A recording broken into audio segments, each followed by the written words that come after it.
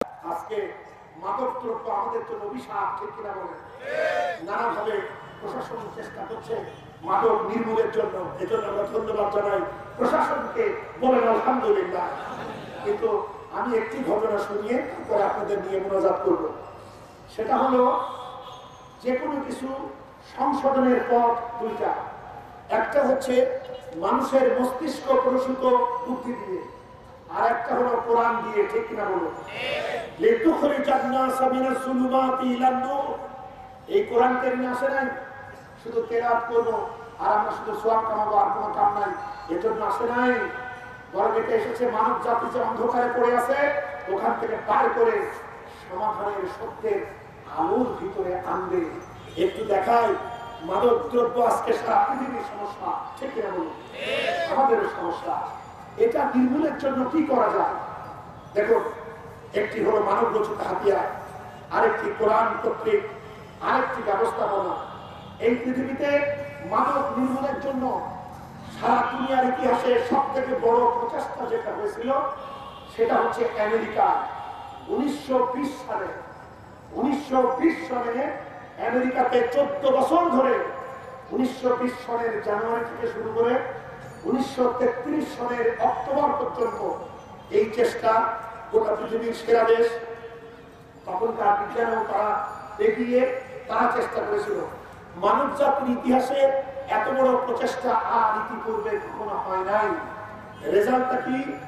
88 সংশোধনী করলো সংবিধানের। এরপরে তারা মাদক দ্রব্য নিষিদ্ধ করলো। এই নিষিদ্ধের আগে এন্টি সেলুন লীগ নামক সংস্থা তারা প্রায় 7 বছর ধরে সমগ্র দেশের ভিতরে প্রচারণা চালালো। লিফলেট, পোস্টার, সিনেমা, তারপরে ম্যাজিক লণ্ঠন, বই পুস্তক এবং চিকিৎসা বিজ্ঞান নির্ভর এরকম বহু প্রচারণা তারা আধুনিক প্রযুক্তি দিয়ে করলো। এই কাজের পিছনে তাদের ব্যয় হলো এন্টি সেলুন লীগ। শুধু প্রচারণার জন্য তাদের ব্যয় হলো তৎকালীন সময়ের $6.5 কোটি। এরপরে তারা যে লিফলেট, পত্র পত্রিকা, বই পুস্তক বাই করলো তার পৃষ্ঠা ছিল 900 কোটির উপরে। এগুলা করলো। এরপর আমেরিকার সরকার এই মাদক নির্মূলের জন্য আইন বাস্তবায়ন করতে গিয়ে শুধুমাত্র 7 বছরে, শুধু 7 বছরের ইতিহাস মানে টাকা, 7 বছরে তাদের খরচ হলো আইন প্রয়োগ করতে গিয়ে 65 কোটি পাউন্ড খরচ হলো। আমেরিকার বিচার বিভাগের তথ্য হচ্ছে 1920 সালের জানুয়ারি থেকে 1933 সালের অক্টোবর পর্যন্ত এই আইন বাস্তবায়ন করতে গিয়ে 200 মানুষকে মেরে ফেলা লাগলো। শুধু তাই নয়, 40 কোটি 40 লক্ষ পাউন্ড মূল্যের জমি জায়গা বাজেয়াপ্ত করা লাগলো। এরপরে প্রায় 2 কোটি পাউন্ড জরিমানা করা লাগলো। এরপরও সমস্যা কি হলো? সরকার অনুমোদিত মদের কারখানা 1918 সালে, 20 সালের আগে ছিল 400টা। এবার অনুমতি দিবা না। এই কারণে গোপনে গোপনে চোরাই মদের কারখানা যে পরিমাণ ধরা পড়ল তার পরিমাণ ছিল প্রায় 94 লক্ষ, যেটা হচ্ছে প্রকৃত সংখ্যার 10 ভাগের 1 ভাগ মাত্র। এবং সরকার অনুমোদিত মদ খায় যে ক্ষতি হতো, এই যে চোরাই ভাবে যার যা ইচ্ছা তার মতো করে গোপনে গোপনে মাদক দ্রব্য সরকারের ভয়তে তৈরি করতে গিয়ে মানুষের শরীর স্বাস্থ্য ভেঙে পড়লো। বিশেষজ্ঞরা 14 বছরের মাথায় গিয়ে মন্তব্য দিল যে এইভাবে চলতে থাকলে আগামীতে সেনাবাহিনীতে লোক খুঁজে আমেরিকাতে পাওয়া যাবে না। এমনকি মৃত্যুর হার বেড়ে গেল। যেখানে নিউ ইয়র্ক শহরে মদ নিষিদ্ধের আগে নিউ ইয়র্ক শহরে মাদক দ্রব্য সেবন করে মারা গেল প্রতি বছরে 3741 জন, চোরাই মদ খেয়ে পরবর্তীতে মারা গেল 11,000 মানুষ। সুতরাং সমস্যা চিন্তা করুন। তারা আধুনিক প্রযুক্তি ব্যবহার করে এই কাজ করার পর যখন দেখলো হিতে বিপরীত, বরং আইনের প্রতি শ্রদ্ধাবোধ কমে গিয়েছে, কিশোর অপরাধীর সংখ্যা বাড়ছে, তখন ন্যাশনাল ক্রাইম কাউন্সিল তার প্রধান কর্নেল মোর্স তিনি বিবৃতি দিলেন, আজকে আমেরিকাতে 3 জনের ভিতরে একজন পেশাদার অপরাধী, হত্যা খুন বেড়ে গিয়েছে 350 ভাগ। এরপরে আমেরিকার সরকার রুজভেল্ট তিনি আমেরিকাবাসীর সামনে ওর জোরে ক্ষমা চেয়ে 88 সংশোধনী থেকে তওবা করে আবার মদকে হালাল করলেন। বলেন নাউজুবিল্লাহ। এটা হলো মানুষের তৈরি করা পদ্ধতি দিয়ে যা করতে গেল তাতে আর সর্বনাশ হলো। অপরদিকে মদিনার সেই রাষ্ট্রটা দেখেন, আরবি সাহিত্য যারা পড়েছেন তারা খোঁজ দিতে দেখবেন, আজ থেকে 1400 বছর আগের সেই দেশ মদিনা, যার রাজধানী, মুহাম্মদ সাল্লাল্লাহু আলাইহি সাল্লাম যার শাসক, সেই তাদের সাহিত্যে 250-এর উপরে মদের নাম পাওয়া যায়। মানুষ যখন প্রেমে পড়ে তখন প্রিয়জনের অনেক নাম দেয় না, তো ওরা তো মদ খাইতো না, ওরা ছিল মদের প্রেমিক, মদই ওদেরকে খাইতো। এই জাতির ভিতরে যখন মক্কার 13 বছর তাওহীদ, রিসালাত ও আখিরাতের শিক্ষায় মানুষগুলোকে শিক্ষিত করা হলো, মানুষের অন্তরের ভিতরে আল্লাহর প্রতি ঈমান ঢোকানো হলো, পরকালের জবাবদিহির অনুভূতি কলিজার ভিতরে গেঁথে দেওয়া হলো, এই সময় মক্কা থেকে মদিনায় কিছুদিন যাওয়ার পর সাহাবীদের ভিতরে এই প্রশ্ন আসলো, নবীজি আমরা যে মদ খাচ্ছি এটা কি? চিন্তা করুন, তারা বুঝতে পেরেছে এই মাদক দ্রব্যের সাথে আমাদের জীবন আচরণ ইসলাম যা শেখায় এটা তো আসলে মানায় না।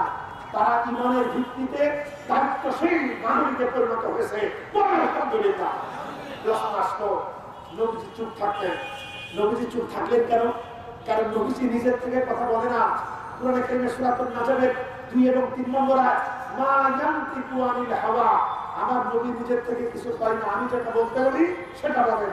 নবীজির কাছে প্রশ্ন আসলো, আমরা যে মদ খাচ্ছি এটা কেমন হবে?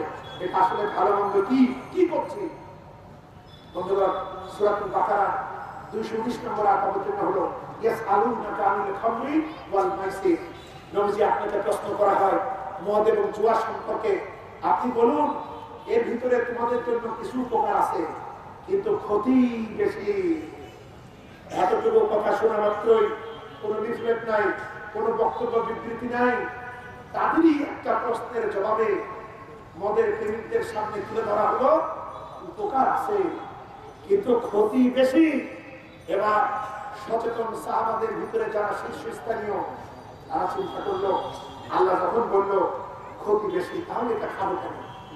তখন ধরে রাখুন মোটামুটি 25 শতকরা 25 সাহাবা এতটুকু কথাই মদ বর্জন করলো। বলেন আলহামদুলিল্লাহ। এরপরে 75 সাহাবা কখনো এইটা খায় যেহেতু এখনো হারাম হয় নাই। এই অবস্থায় নামাজ পড়তে গিয়েছে যিনি ইমাম, তিনিও মদ খাইছেন, যাহার পিছনে মুসল্লি তারাও খাইছেন। ইমামের মাথাটা একটু বেশি টান হয়ে গিয়েছে, নামাজ পড়তে গিয়ে সূরা কিরাতে উল্টা করে ফেলেছেন, ঠিক কিনা বলেন? যারা পিছনে সচেতন কেউ ছিল তারা ব্যাপারটা বুঝতে পেরে নবীজির কাছে এসে বলল, এখন কি হবে? কারণ নামাজও আমাদের প্রিয়, মদও প্রিয়।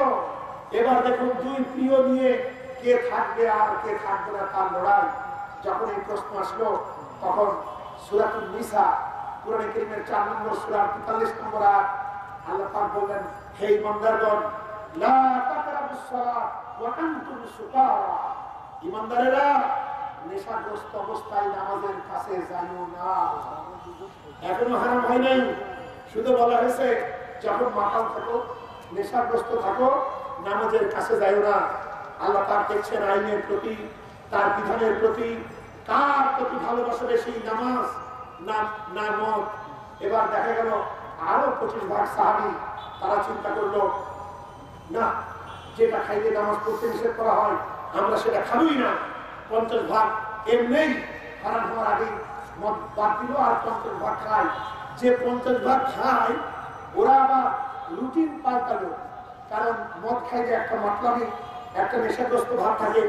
আর সাধারণত খায় বিকালে বা সন্ধ্যায়, কিন্তু আসর থেকে মাগরিব, মাগরিব থেকে এসা এই নামাজের মাঝখানের সময়টা সব থেকে কম না ভাই, সব থেকে কম। তারা চিন্তা করলো তাহলে সময় পাল্টায়, তারাই বা ওই সময় খাইতো না, এশার নামাজ পড়ে তারপরে খাইতো, অথবা দুপুরের পর তারা খাইতো। এভাবে তারা সময় করলো, কিন্তু ক্ষতি হতে লাগলো। এরপরে আল্লাহ পাক দেখলেন আমার বিধানের প্রতি তাদের শ্রদ্ধা, নামাজের জন্য তারা মদের রুটিন বাতিল করলো। এইবার তাদের উপরে আইন জারি করা যায়। সূরাতুল মাইদা 90 এবং 91 নম্বর আয়াতে কারিমা নাযিল হলো যে ইন্নামাল খামরু ওয়াল মাইসিরু ওয়াল আনসাবু ওয়াল আজলামু রিজসুম আমালিশ শাইতান ফাস্তানিবুহু লাআল্লাকুম তুফলিহুন। আজ থেকে তোমাদের জন্য মদ, জুয়া, মূর্তি কেনাবেচা তোমাদের জন্য নিষিদ্ধ করা হলো। এটা শয়তান থেকে উদ্ভূত। আশা করা যায় তোমরা এটা বাদ দিবা এবং এর দ্বারাই তোমরা সাফল্য লাভ করবা। বলেন সুবহানাল্লাহ। সাহাবারা এই আয়াতে কারিমা নিয়ে ছুটলো শহরে শহরে। যখন দেখা গেল ইতিহাস সাক্ষী দেয় মদের আড্ডায় বসেছে সাহাবারা, এবার মদের কেউ হয়তো মদের পেয়ালাটা মুখে নিয়েছে, যার কানের ভিতরে ঢুকলো আল্লাহর এই ফরমান, গ্লাস ছুঁড়ে ফেলে দিল। যে মুখের ভিতরে নিছিল সে কুলি করলো, যে খেয়ে ফেলেছিল সে বমি করে ফেলে দিল। মদের স্রোত বইতে লাগলো সারা মদিনায়। সাহাবারা ছুটলো মসজিদে নববীতে, গিয়ে দেখেন রাসূল পাক সাল্লাল্লাহু আলাইহি ওয়াসাল্লামের পবিত্র জবানে এই আয়াতে কারিমা তেলাওয়াত হচ্ছে। গোটা জাতি 100% মানুষ মদ থেকে ফিরে গেল। বলেন সুবহানাল্লাহ। সুতরাং এই জামানায়ও একমাত্র ইসলাম আলো, এবং এই আলো দ্বারাই মানব সমাজের, মানব রাষ্ট্রের, সারা দুনিয়াতে শান্তি সমৃদ্ধি প্রতিষ্ঠা হতে পারে। ঠিক কিনা বলুন? এজন্য আমাদের তৈরি হতে হবে।